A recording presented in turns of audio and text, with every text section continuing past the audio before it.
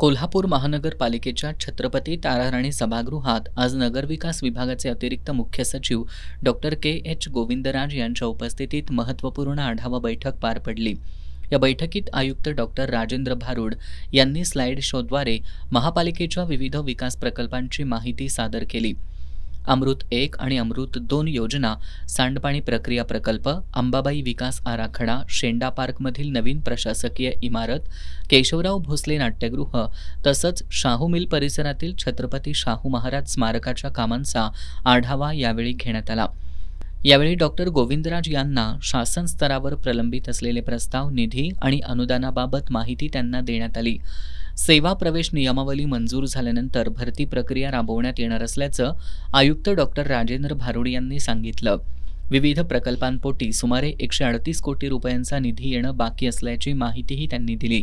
यावेळी अतिरिक्त मुख्य सचिव डॉक्टर गोविंदराज यांनी महापालिका ही नागरिकांच्या अपेक्षांशी जोडलेली स्थानिक स्वराज्य संस्था असल्याचं सांगत विकास कामांमध्ये गुणवत्ता आणि वेळेचं महत्त्व अधोरेखित केलं। सिव्हिल वर्कची कामं दर्जेदार व्हावीत, पाणीपुरवठा व्यवस्थेतील गळती कमी करून वसुली वाढवावी, कचरा प्रक्रिया प्रकल्पातून उत्पन्न वाढवण्यावर भर द्यावा, अशा सूचना त्यांनी दिल्या। सर्व पदाधिकारी आणि सदस्यांनी समन्वयातून नागरिकाभिमुख प्रशासन राबवावं असं आवाहन त्यांनी केलं। महानगरपालिकेचे प्रलंबित प्रश्न मार्गी लावण्यासाठी शासन स्तरावर पूर्ण सहकार्य करण्यात येईल अशी ग्वाहीही त्यांनी यावेळी दिली।